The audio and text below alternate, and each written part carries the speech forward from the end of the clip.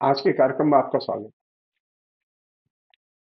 आज हम बातचीत करें कि ये कुंभ शुरू हो गया है। 13 तारीख से होने वाला है और इसकी तैयारियां चल रही हैं और तरह तरह से आह्वान हो रहे हैं और विभिन्न किस्म की तीर्थ यात्राएं हमारे यहाँ लोग करते रहते हैं। मैं पेशे से पंडा रहा हूँ वैसे। और वो धर्म की मुझे शिक्षा भी मिली है, धर्म की दीक्षा भी मिली है, मेरी यजमानी भी रही है। उसके मैंने कभी ये न वो यजमानों से दक्षिणा ली, न मैंने कभी कुछ लिया, लेकिन शास्त्र पढ़े। और ये मैं जो बात आपसे शेयर कर रहा हूँ धर्म के संबंध में, ये आधिकारिक है, अनाधिकारिक नहीं है। मैंने गुरु दीक्षा से, पढ़ाई से, संपूर्ण संस्कृत विश्वविद्यालय से जो मैंने पढ़ाई की 13 साल संस्कृत मीडियम के तहत, उसके जरिए जो मैंने अर्जित किया वही मैं आपसे ज्ञान साझा कर रहा हूँ।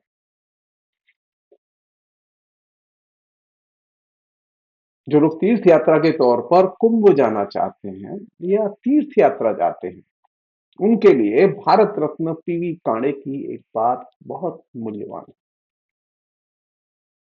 पीवी कांडे भारत रत्न थे और अभी जितने संत महंत हैं इनमें कोई भारत रत्न नहीं है। और वो धर्मशास्त्र के, भारतीय परंपरा के ग्रंथों के बहुत बड़े अद्भुत विद्वान थे। तो उन्होंने एक बहुत ही महत्वपूर्ण बात कही है तीर्थ यात्रा के प्रसंग में। उन्होंने कहा है कि तीर्थ यात्रा एवं तीर्थ स्थान स्नान से कुछ नहीं होता।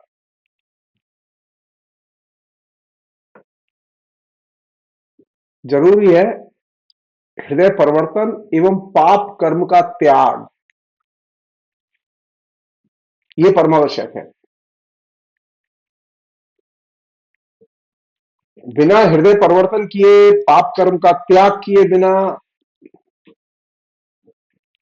तीर्थ यात्रा के पुण्य नहीं लगते।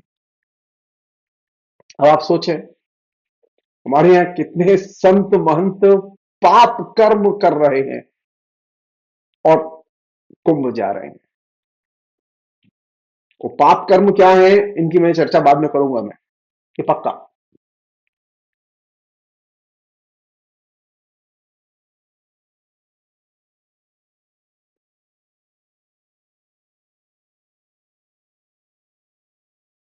पवित्र तीर्थ कौन सा है? पवित्र तीर्थ क्या, ये काशी, प्रयाग, मथुरा, हरिद्वार?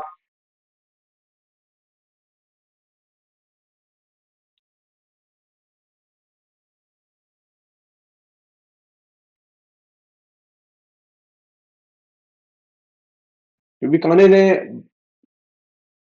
महाभारत और पुराणों की दो बहुत महत्वपूर्ण उक्तियां उद्धृत की हैं और उनके आधार पर उन्होंने लिखा है कि पवित्र मन ही वास्तविक तीर्थ है। पहली धारणा ये। और दूसरी धारणा यह है कि घर पर रहकर गृहस्थ धर्म का पालन करना पवित्र तीर्थ है। अच्छा, मजेदार बात यह है कि पवित्र मन, जो कि अब इन संत महंत जो कल्ट गुरु हैं और ये जो पॉलिटिकल लीडर हैं जो कि चलो कुंभ का आह्वान कर रहे हैं, इनका कितना पवित्र मन है आप अंदाजा लगा सकते हैं आप। पवित्र मन से जो लोग रहते हैं वे तीर्थ यात्रा के बराबर पुण्य पाते हैं और घर पर रहकर गृहस्थ धर्म का जो पालन करते हैं वे पवित्र तीर्थ का फल पाते हैं। उन्होंने साफ लिखा है कि वैदिक यज्ञ यागादि का संपादन करते हुए जीना और तीर्थ यात्रा करना, इनसे ज्यादा पुण्य मिलता है इन दो चीजों से। और यह बात किस कहां लिखी है?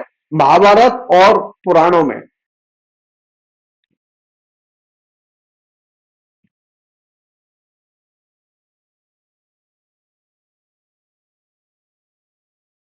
महाभारत के शांति पर्व में एक प्रसंग आता है कि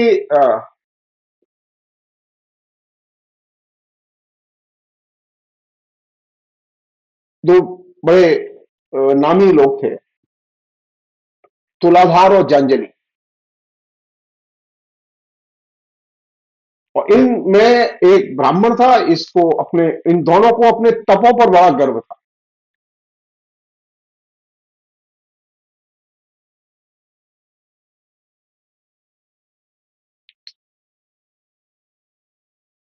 और इसी प्रसंग में ये बात सारी आगे बढ़ती है, जिसमें कि ये दो निष्कर्ष निकलते हैं।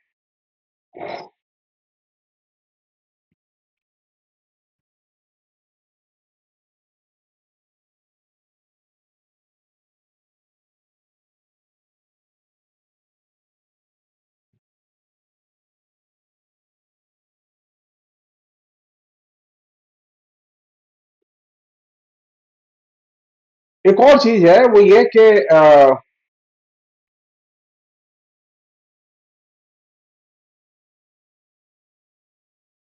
यात्रा कब करनी चाहिए, तीर्थ जाना कब चाहिए।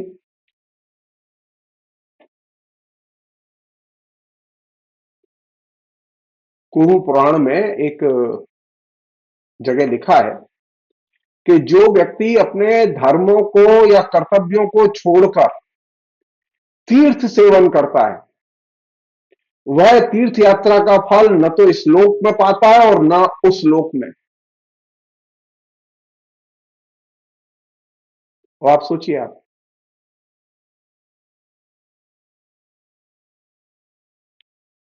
कौन लोग यात्रा कर सकते थे?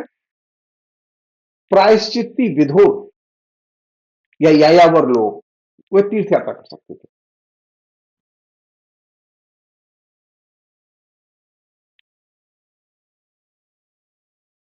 एक और चीज थी जिसकी वजह से तीर्थ यात्रा का पुण्य मिल सकता था, जिसको कि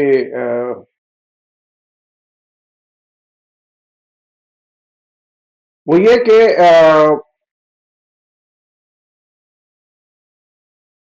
जो व्यक्ति तीर्थ यात्रा करना चाहता है उसके ऊपर ऋण ऋण नहीं होना चाहिए, कर्ज नहीं होना चाहिए।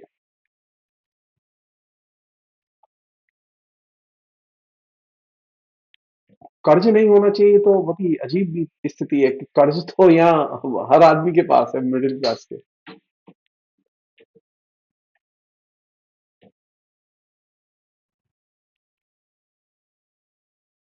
एक और है, मतलब अगर मान लो सच्चे हिंदू हैं, जैसे कि वो दावा करते हैं, उनके लिए कह रहा हूं मैं, विष्णु धर्म सूत्र में, ये कुरान की मैं बातें नहीं कर रहा हूं, ये किसी जिसे कहे कि कम्युनिस्टों की लिखी हुई बातें नहीं कर रहा हूं मैं आपसे। नरेंद्र मोदी और उनके जो चंटू मंटू गैंग है, वो सुने, इस बात को समझे। विष्णु धर्म सूत्र में कहा गया है कि वैदिक विद्यार्थियों, वानप्रस्थ सन्यासियों, गर्भवती नारियों और यात्रियों से नाविक या यात्रा शुल्क नहीं लेना चाहिए।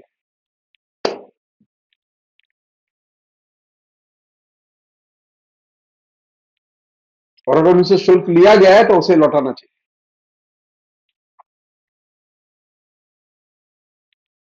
और दिलचस्प बात बता रहा हूं आपको, कभी हिंदू राजाओं ने इस निर्देश का पालन नहीं किया, और कभी इन नए हिंदू राजाओं ने इस निर्देश का पालन नहीं किया।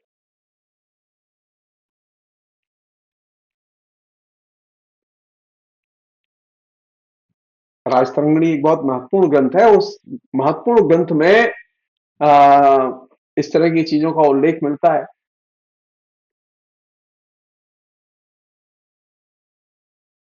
इस तरह का भी उल्लेख मिलता है कि हिंदू राजाओं ने जो तीर्थ यात्रा करने वाले थे उन पर टैक्स लगाया।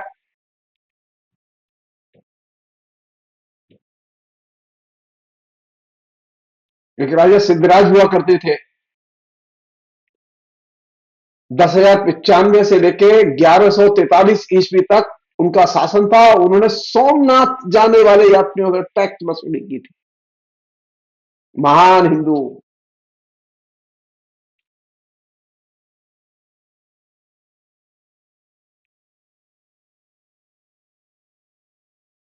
और जब ये यात्रियों ने टैक्स दिया था तो वो टैक्स बंद हुआ कब? जबकि उस राजा की मां को पता चला।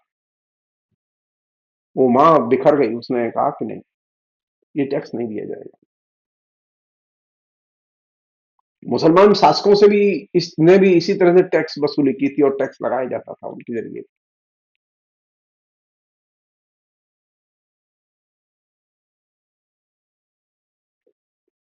शाहजहां के सामने जब ये बात रखी गई और बहुत ही अच्छे से एक पंडित ने रखी, तो उसको भी शाहजहां ने कर मुक्त कर दिया।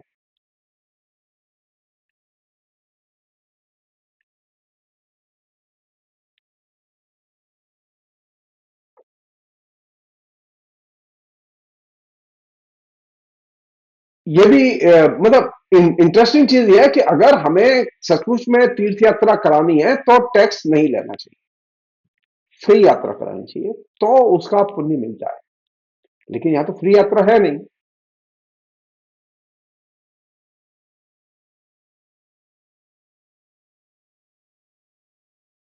एक और जिक्र मिलता है जिसका कि उल्लेख करना बहुत जरूरी है।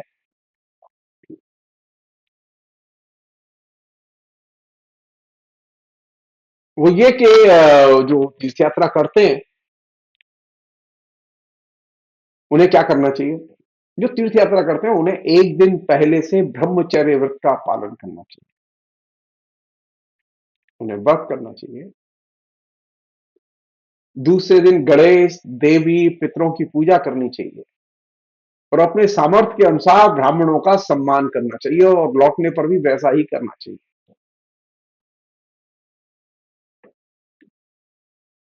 ब्रह्म वैवर्त पुराण में जो ये डिटेल्स हैं।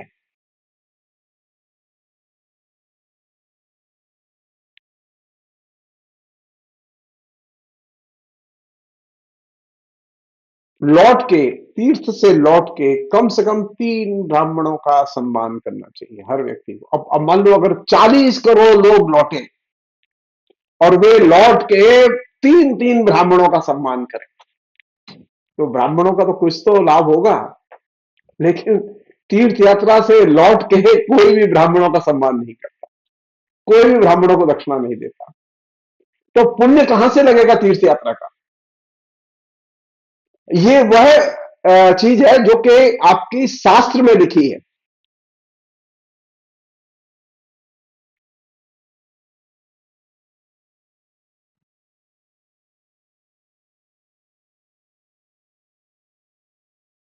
एक और चीज है,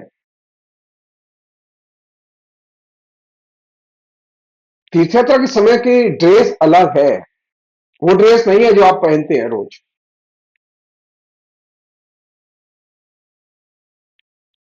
वो वही ड्रेस होगी जो सिर्फ तीर्थ यात्रा के समय पहनी जाएगी। तो अभी तो ये ड्रेस कोड कोई मानता ही नहीं है, तो तीर्थ यात्रा का पुण्य मिलने से रहा। ये लोग पूछ ही सकते हैं कि आप ये किस आधार पर कह रहे हैं। तो एक बहुत महत्वपूर्ण ग्रंथ है हिंदुओं का, तीर्थ चिंतामणि। उसमें ये बात बहुत साफ तौर पर लिखी गई है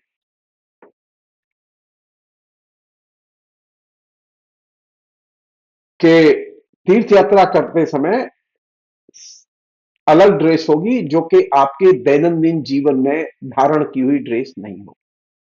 ज्यादातर लोग तो वही ड्रेस पहन के जाते हैं तीर्थ करने के लिए, जो वो रोज अपने घर पर पहनते हैं, अपने शहर में पहनते हैं, बाजार में पहनते हैं, दैनंदिन क्रियाओं के समय पहनते हैं।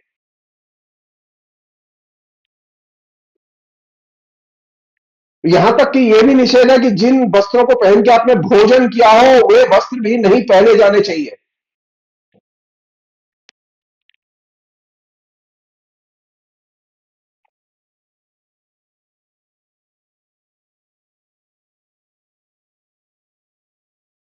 एक और चीज है, वो ये कि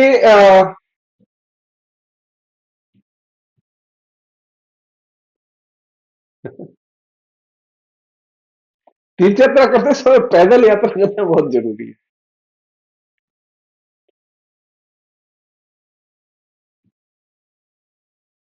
अब आप सोचिए, मत्स्य पुराण को उठाइए मेरे कहने से, मत्स्य पुराण के अंदर ये बात लिखी हुई है कि अगर बैलगाड़ी में सवार होके कोई प्रयाग तीर्थ यात्रा करने जाता है तो वो नरक में गिरता है। अब यहां तो सारे लोग ट्रेन से जाएंगे, पैदल तो कोई जाएगा नहीं।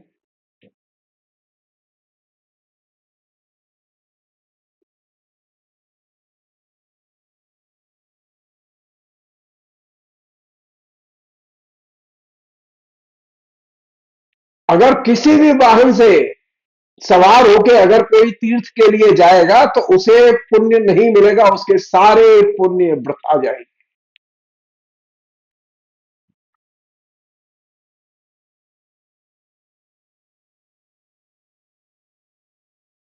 साफ है, किसी भी तीर्थयात्री को कभी भी किसी भी वाहन से तीर्थ यात्रा नहीं करनी चाहिए।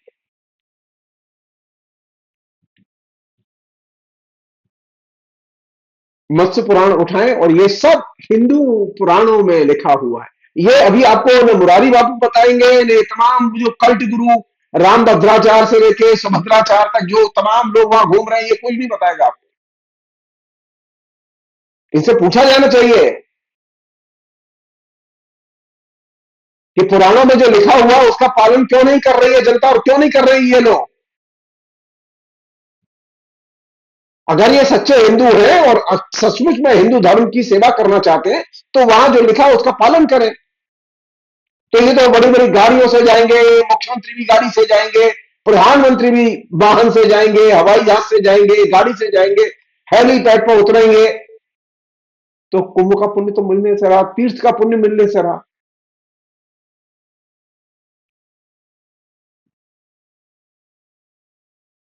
जानते हैं, बैलगाड़ी ये जो वाहन पे जाने का एक बहुत ही प्रतीकात्मक उपयोग है।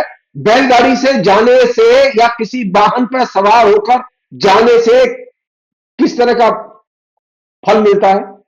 गौ हत्या के बराबर पाप लगता है।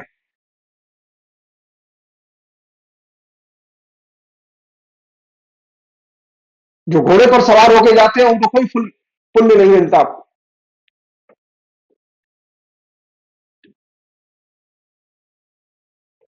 सिर्फ सिर्फ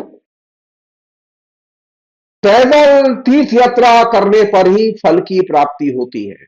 तो यहां तो मतलब मोदी करते हैं ना, मोहन भागवत करते हैं तीर्थ यात्रा, वो पैदल ना योगी करते हैं, ना उनके हिंदू मंत्री करते हैं, ना हिंदू एमएलए एमपी करते हैं, और ना इनकी हिंदू प्राण जनता करती है। तो तीर्थ का फल कैसे मिले? और जो आप किसी सवारी पर सवार होकर यात्रा करते हुए जब आप तीर्थ यात्रा करते हैं तो गौ वध के बराबर पाप लगता है। और ये जो चीज है ये चीज पद्म पुराण में विस्तार से लिखी हुई है। गंगा भक्ति तरंगिणी नामक पुस्तक में विस्तार से लिखी हुई है। और ये मैं प्रमाण जानबूझ के बता रहा हूं कि जिन लोगों को पढ़ना हो वे लोग पढ़ें और जाने कि तीर्थ यात्रा करनी कैसे चाहिए। यहां तो सारे उपाय वे किए जा रहे हैं जिससे कि गौ वध के बराबर पाप लगता है।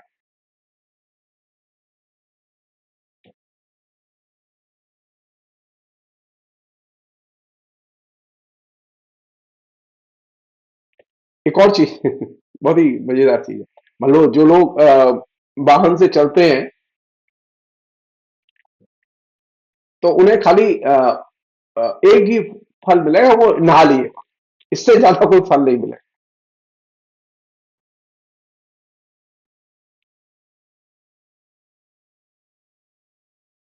हाँ, अगर नदी है, जो तीर्थों में नदी होती थी तो वह नौका के उपयोग की व्यवस्था तो है शास्त्र में, लेकिन वाहनों के उपयोग की व्यवस्था नहीं है।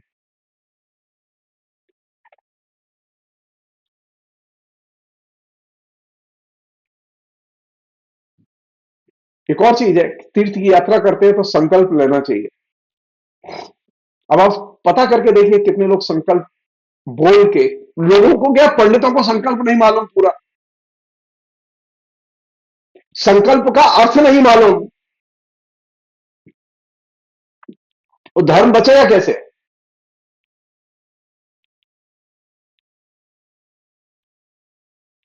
संकल्प लेते समय किन तीर्थों का नाम लिया जाना चाहिए, किसका नाम नहीं लिया जाना चाहिए, यह ज्ञान होना बेहद जरूरी है।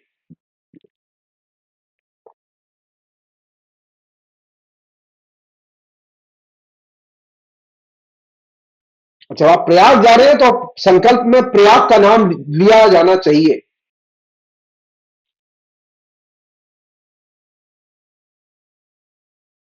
काशी जा रहे हैं, मथुरा जा रहे हैं तो संकल्प में काशी का, मथुरा का, जहां जा रहे हैं वहां का नाम लिया जाना चाहिए।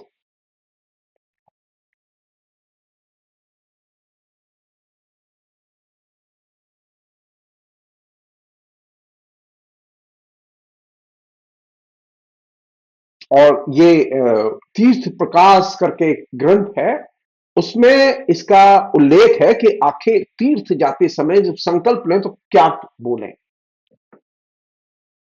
तो हमारे यहाँ ज्यादातर तीर्थयात्री टिकट कटाते हैं और सीधे लैंड करते हैं प्रयाग, काशी, मथुरा, बद्रीनाथ, केदारनाथ वगैरह वगैरह, लेकिन वो कभी संकल्प नहीं करते, न वो वहां लेते हैं, न घर से निकलते हुए लेते हैं, बस प्रयाण कर देते हैं।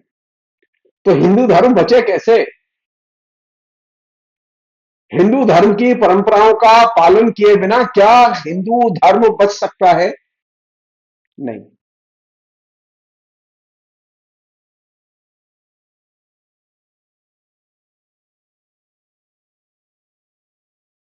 हाँ, यह भी संभव है कि कोई आदमी जाए तो आप उसके जरिए तीर्थ यात्रा का फल प्राप्त कर सकते हैं। हमारे लोग कहते हैं कि भैया तुम जा रहे हो तो हमारी तरफ से भी एक डुबकी लगा लेना।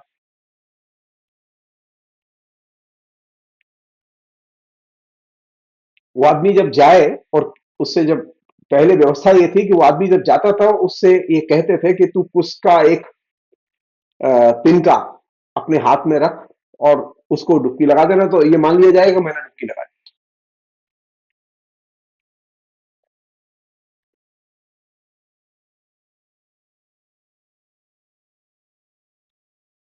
ऐसे भी लोग थे जो कि माता पिता पुत्र इनके लिए तीर्थ यात्रा करते थे और डुबकी लगाते थे कि एक डुबकी पिता के नाम पर, एक डुबकी माता के नाम पर, एक डुबकी बेटा के नाम पर।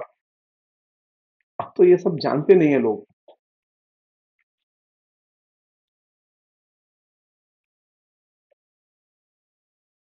हाँ, दूसरों के लिए जो लोग तीर्थ यात्रा करते हैं उनके लिए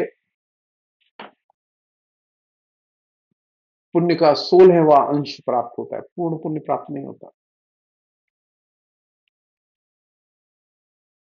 या अर्धांश फल मिलता है कहीं कहीं किसी किसी ग्रंथ में।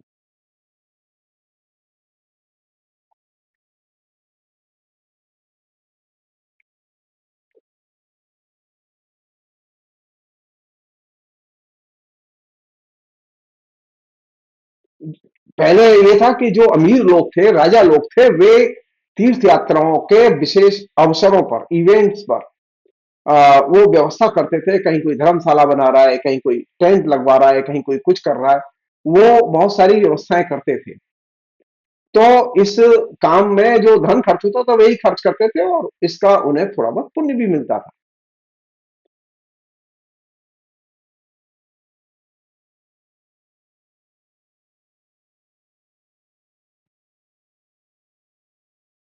तीर्थों पे जाने का और तीर्थों में नहाने का भी तरीका हमारे हिंदू शास्त्रों में बताया गया है।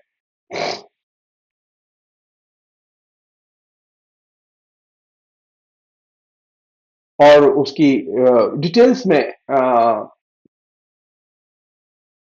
ब्रह्मांड पुराण में, प्रायश्चित तत्व में विस्तृत व्याख्या मिलती है और वर्णन मिलता है कि कैसे वहां नहाना चाहिए।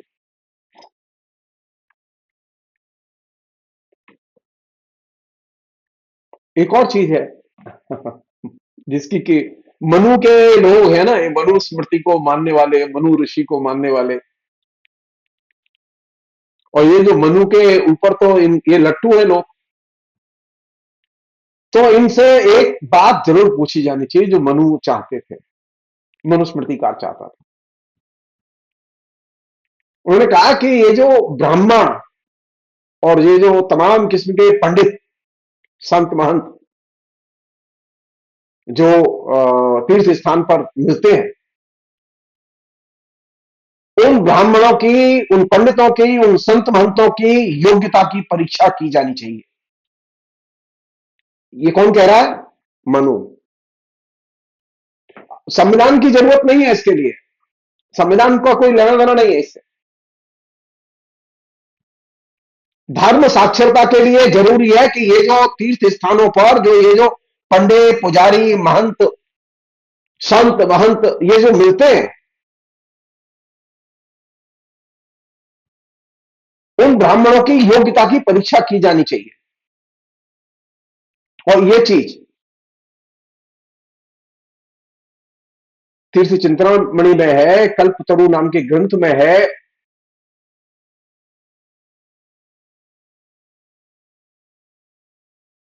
और भी दूसरी चीजों में है। और ये पहली कसौटी है कि वो वेदों का ज्ञाता है कि नहीं। आज की स्थिति में अगर ये तमाम सन्यासियों की और इन ब्राह्मणों की परीक्षा की जाएगी तो ज्यादातर लोग तो फेल हो जाएंगे उसमें, क्योंकि जो वेदों का ज्ञाता है उसको उन्होंने श्रेष्ठ माना है और उसे वरीयता दी है। ये वायु पुराण में भी है, स्कंद पुराण में भी है, ये मनु के द्वारा वर्णित अपनी मनुस्मृति में भी है।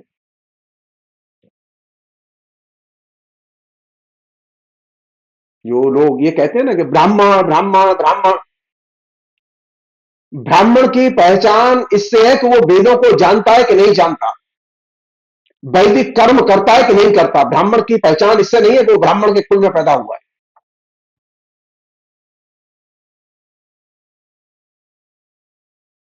तो वे ब्राह्मण जो कि वेदज्ञ हो, उन्हीं ब्राह्मणों को आमंत्रित किया जाना चाहिए। और यहां तो अभी कुंभ के मेले में तो असंख्य अशिक्षित, वेद शिक्षा से वंचित संत महंतों की भीड़ लगी हुई है।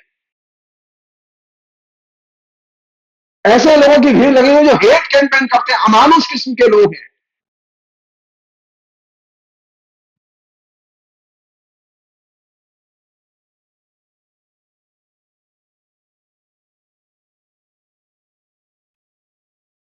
ऐसे लोगों सम्मान के पात्र के योग्य नहीं है जो कि वेदज्ञ न हो।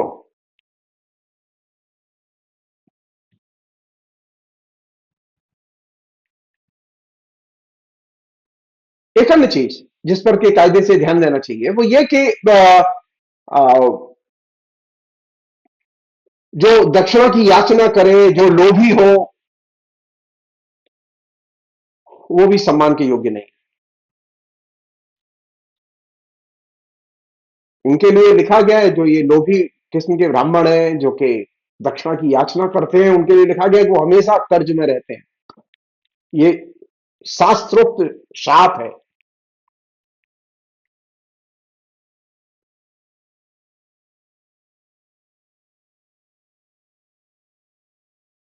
एक अन्य चीज है जो कि कायदे से विचार नहीं है कि ये जो पूरा का पूरा प्रपंच चल रहा है ना अभी, पूरा तीर्थ यात्रा का, तो पूछा जाना चाहिए कि तीर्थ का साहित्य क्या पढ़ा है।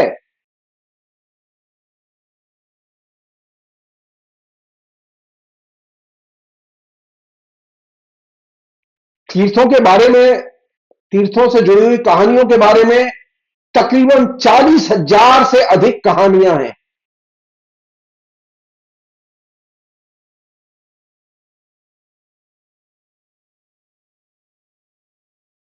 और ये कहानियां विभिन्न पुराणों, स्मृतियों, उपनिषदों और तमाम शास्त्रों में भरी पड़ी हैं।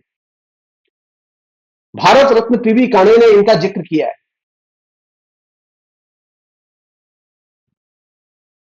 उन्हें पूरी लिस्ट दी है एक, इन तीर्थों से जुड़ी हुई कहानियों की।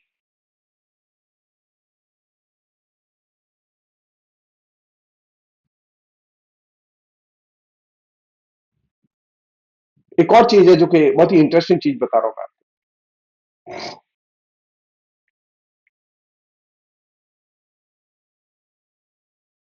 अगर तीर्थ यात्रा करते हैं और सचमुच में आप धार्मिक हैं, तो आपको 24 घंटे में सिर्फ एक बार खाना खाना चाहिए।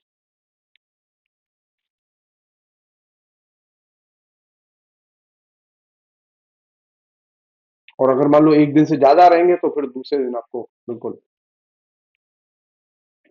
भूखा रहना होगा।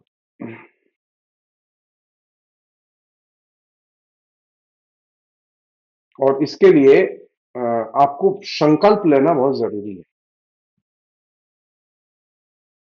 संकल्प लेने का मतलब घोषणा करना।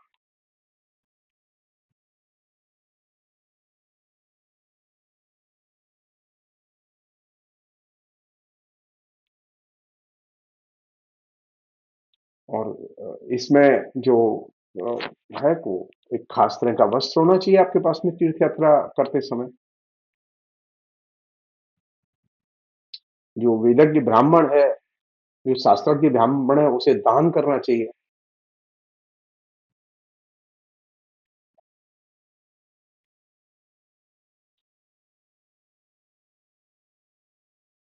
एक अन्य चीज जो कि बहुत ही दिलचस्प है,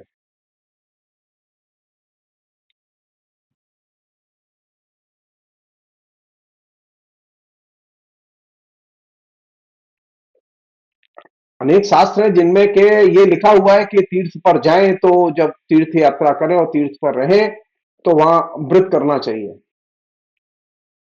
लेकिन ऐसा भी उल्लेख मिलता है कि अगर तीर्थ पर जाएं तो जरूरी नहीं उपवास करें।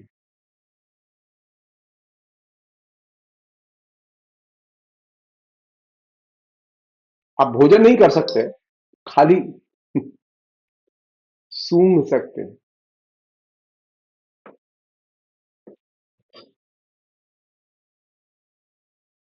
तो खाना नहीं खाएं, खाना देखेंगे खाली। और ये जो खाना देखना है कितना कष्टकारी होगा अगर आप भूखे होंगे।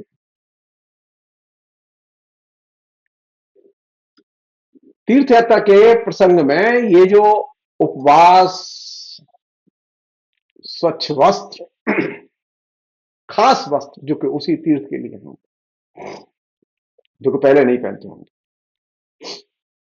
और वहां जो ब्राह्मण है, धर्मज्ञ हैं, उनकी योग्यता की परीक्षा, ये बहुत जरूरी है। आप पता कीजिए, आप पता कीजिए कि ये 40 करोड़ लोगों का जो मोबिलाइजेशन हो रहा है, ये 40 करोड़ लोग क्या अपने लिए एक नया स्वच्छ वस्त्र लेकर जाएंगे? अगर लेके जाएंगे तो 40 करोड़ नए वस्त्र खरीदे जाएंगे। इंडस्ट्री को बहुत फायदा होगा इससे। और 40 करोड़ लोग अगर एक एक रुपया भी अगर ब्राह्मणों को दक्षिणा देते हैं और ब्राह्मण वेदज्ञ हो, तो कम से कम ब्राह्मणों के पास में 40 करोड़ रुपया तो पहुंचेगा। मुझे इसकी संभावना नहीं लगती। मुझे इसमें से दशांश की भी संभावना नहीं लगती।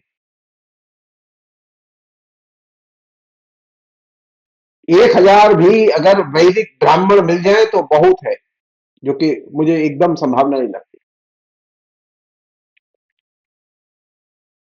तो पूरे संस्कृत सिस्टम में वेद पढ़ने वाले वेद पाठी ब्राह्मणों की संख्या 1000 नहीं है हिंदुस्तान में। तो वैसी स्थिति में प्रयाग में कुंभ के मैनेजमेंट में, मैनेजमेंट का मतलब पुलिस नहीं है, मैनेजमेंट का मतलब प्रशासन नहीं है, मैनेजमेंट का मतलब है कि क्या वहां पर पुण्य कर्म कराने के लिए दीक्षित शिक्षित ब्राह्मण है? नहीं। क्या दीक्षित शिक्षित संत महंत है? नहीं। तो पहले जरूरत क्या है? पहले तो इन जो संत महंत हैं इनकी वैदिक लिटरेसी की जरूरत है, साक्षरता की जरूरत है। ये जितने भी राम भद्राचार्य से लेके और तमाम जितने भी संत महंत घूम रहे हैं, इन सबको वैदिक पाठशालाओं में बैठा के वेदों का अध्ययन कराने की जरूरत है। खाली कपड़ा रंगीन पहनने से और ऊंची ऊंची फेंकने से धर्म के नाम पर धार्मिक नहीं होते कोई। तो अगर मुझसे पूछे तो एक नए मिशन की जरूरत है। उस नए मिशन का लक्ष्य होना चाहिए कायदे से, अगर सचमुच में हिंदुओं का भला करना चाहते हैं योगी और मोदी, तो ये जितने भी संत महंत घूम रहे हैं इनको पकड़ के जबरदस्ती इनके वैदिक संस्कार कराए जाने चाहिए।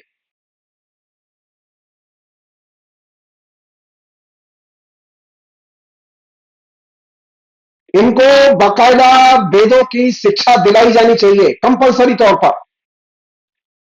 इनके तमाम किस्म के जो चंटू मंटू इनके आश्रमों में नौकरी करते हैं, काम करते हैं, कारिंदे, उनकी दीक्षा होनी चाहिए। और यह पता करना चाहिए कि ब्राह्मण है कि नहीं। और ब्राह्मण पता करने का एकमात्र तरीका है यह नहीं कि हम ओबीसी शंकराचार्यों को सम्मान करेंगे, हम एससी एसटी शंकराचार्यों का, ये क्या बकवास हो रही है शंकराचार्य शंकराचार्य। वेदों की शिक्षा के बिना आप वैदिक नहीं बनते। वेदों की शिक्षा के बिना आप ब्राह्मण नहीं बनते। और सबसे पहले मोदी और योगी की भी वैदिक शिक्षा होनी चाहिए। उन्हें भी तो वेद के मंत्र रटाए जाने चाहिए। उन्हें भी तो ये बताया जाना चाहिए कि ऋग्वेद की शुरुआत अग्निमीड़े पुरोहितम वेदश यज्ञ मुस्तुजम, अग्नि की उपासना से होती है, राम की उपासना से नहीं। उन्हें भी ये बताया जाना चाहिए और शिक्षा दी जानी चाहिए कि आखिर वेद किसके लिए लिखे गए, क्यों लिखे गए। राम के लिए वेद नहीं लिखे गए थे।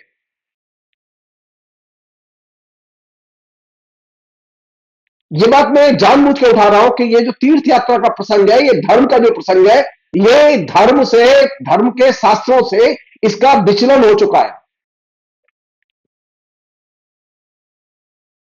और अब इसने टूरिज्म और धर्म उद्योग का रूप ले लिया है। और ये एक तरह से वेद की धारणाओं का, पुराणों की धारणाओं का ये निषेध है।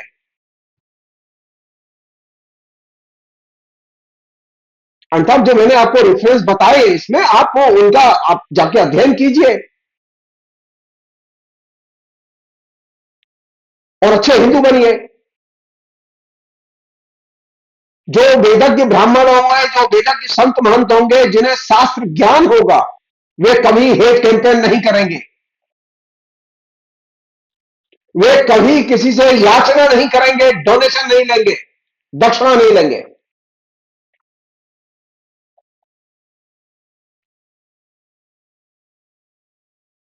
मैंने वेद पढ़े हैं लेकिन मैंने कभी किसी से दक्षिणा नहीं ली।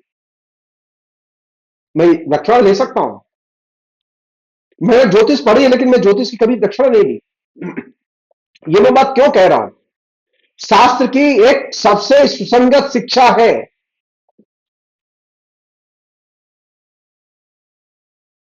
उस सुसंगत शिक्षा का अभाव, ये जो तमाम कुकुर मुत्ते की तरह जो संत महंतों की जो भीड़ पैदा हुई है और वो जनता को ठगने का काम कर रही है, पहले इन संत महंतों की शिक्षा दीक्षा की व्यवस्था की जानी चाहिए कंपलसरी तौर पर।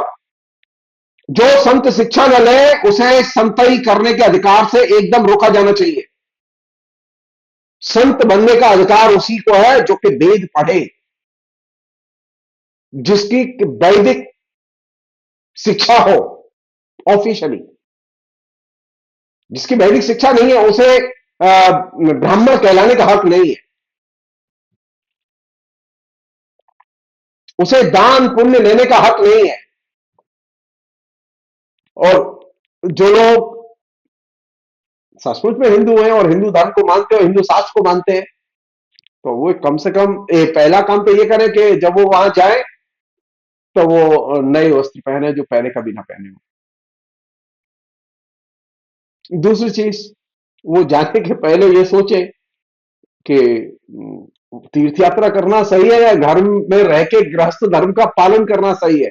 तो हमारे यहां जो पुराण है वो ये कहते हैं कि सबसे बड़ा तीर्थ तो यह घर में रह के गृहस्थ धर्म का पालन करना, और दूसरा बड़ा तीर्थ यह है कि पवित्र मन से जीना, और तीसरी महत्वपूर्ण शिक्षा वो ये कि पाप कर्मों का त्याग, वह सबसे बड़ा तीर्थाटन है। और ये बात भारत रत्न पीवी काणे ने लिखी, जो कि धर्मशास्त्र के, प्राचीन शास्त्रों के अद्भुत और विलक्षण विद्वान थे। आज इतना ही। बहुत बहुत शुक्रिया। Thank you.